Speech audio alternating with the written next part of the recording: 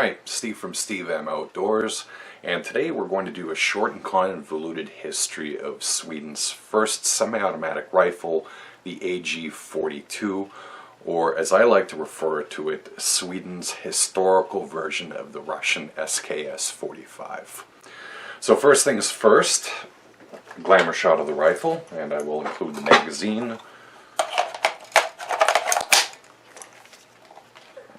The lovely stock disc, of course, because it's Swedish, semi-automatic rifle, the AG42. This is the AG42B. I'll explain the difference later. So first things first, the rifle is known by a number of different names.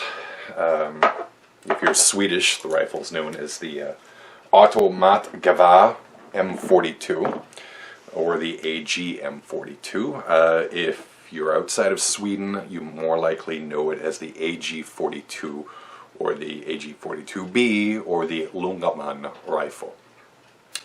So by the early 1940s, the Swedish had, along with a bunch of other countries, kind of realized that bolt-action rifles were pretty quickly becoming obsolescent.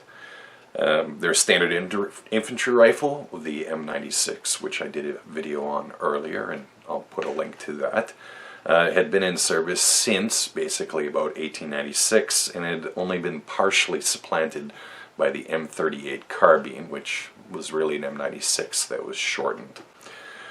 So in the early 1940s, the Swedish military basically asked for a semi-automatic rifle, and Erik Eklund of, and let me read this because I'll butcher it, of ABCJ Ljungman's Verkstad, designed what would eventually be approved as the AG M42 in March of 1942.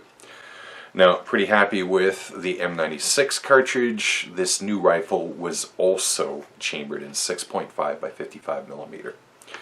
Now, one noticeable feature of this rifle is that it is among the first, not the first, to use a direct impingement gas system. That's basically a fancy way of saying that gas is tapped from the barrel, redirected backwards, and then it directly acts on the bolt. And you'll see here, the gas comes through here and it actually directly acts on the bolt itself. Not a lot of rifles use that system. The MAS 36, I believe it was amongst the first military rifles to do so. And it was decades before the AR-15/M16 platform kind of made it really famous. So there is no adjustable gas port on this rifle, so that means that the ammunition that was made for it was very specific to that rifle. Now you would expect then that the Swedish would go all in on this rifle, but in reality only 30,000 were produced by Carl Gustaf. That means that the M96, which it was supposed to replace, actually remained in service. So as with the M96, since the Swedes were neutral during the Second World War, it didn't actually see any combat use with their military. But it did see a little bit of use. Some were supplied to the Norwegian police during World War II who were training in Sweden at the time, and they were brought to Norway after Germany surrendered in 1945. The AG M42 kind of soldiered on in limited service with the Swedes up until about 1953, when there were some modifications made to the gas tubes due to rust issues, and the stocks were modified. That rifle was dubbed the AG M42B, of which this actually is an example of.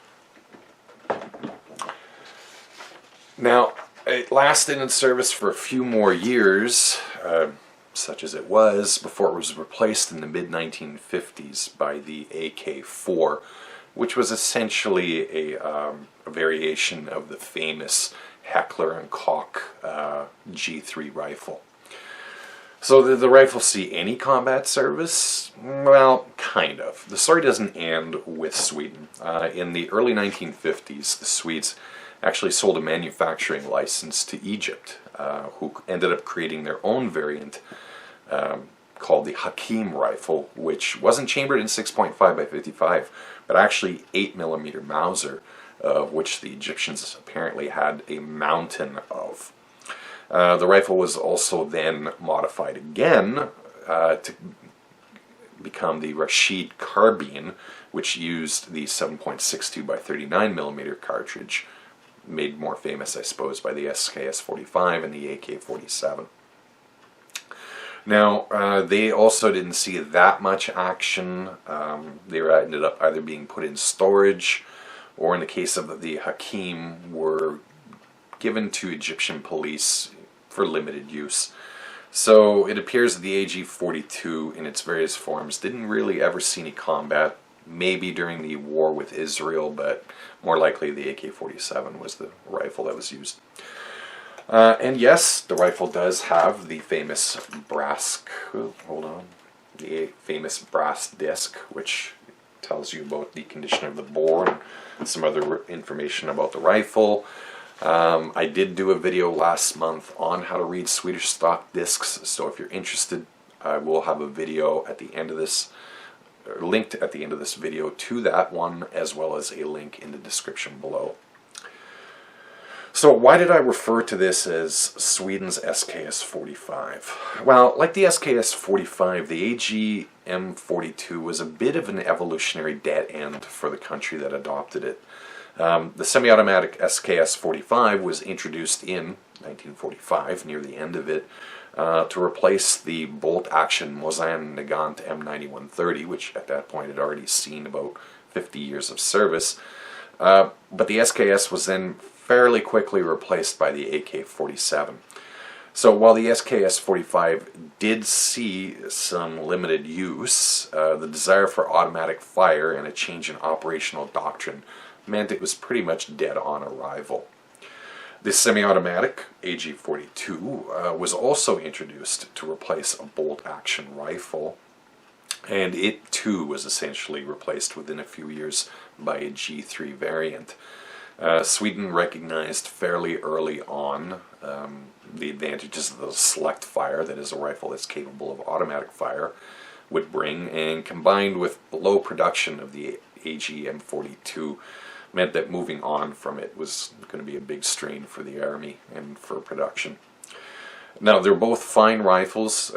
The AG-M42 outclasses the SKS by a wide margin, but both good, rugged, reliable rifles, but they ultimately did not meet the needs of their countries. So I mentioned one notable feature of this rifle earlier, but it actually has another one. Most collectors of military firearms are fairly familiar, even if they've only heard of it or seen a video on it, with what's called the M1 Garand Thumb. And basically, if you're inserting an N-block clip into an M1 Garand, and you aren't firm about the insertion of the M-block clip, or the back of your hand moves the op rod handle with the clip only partially inserted, the bolt will slam forward and pretty much hammer your thumb, and it's not pleasant. Well, the M1 Garand is an amateur when it comes to the AG42. You grab the nipples, which are on either side of this rifle, you'll see them right here, and you pull it forward and back. Now, as you notice, because there wasn't a magazine inserted, so the bolt traveled back forwards, that travels at a considerable amount, or with a considerable amount of energy. And unless the rifle is actually on safe when you do that, as it is now, that bolt is going to slam forward, and there's a very good chance that it'll probably hammer one of your fingers when you're inserting ammunition. Trust me on this one. Before I did this video, I actually was trying to engage the bolt forward with the magazine inserted, and ended up destroying my pencil. As you can see, whoa, and there was another piece that actually broke it into 3 pieces. So this thing can really do a number on your fingers if you have anything in here other than not flesh. So if you want to load an AG-M42 properly, there's a number of YouTube videos that will explain it. And I may at some point do a comparison video of M1 Garand Thumb and AG42 fingers. I will feel that pain for you so that you have a good understanding of how bad this could really get if you have a finger in there. So is this rifle worth obtaining? It's been argued that this rifle actually has even less military provenance than the Swedish M96 rifle that it replaced, since I can't find much evidence of it ever actually being used in combat. That said, like the M96, these rifles are of enormous quality, thanks to the fact that it wasn't abused during conflict, and the Swedes are very anal about taking care of their rifles, replacing barrels as necessary.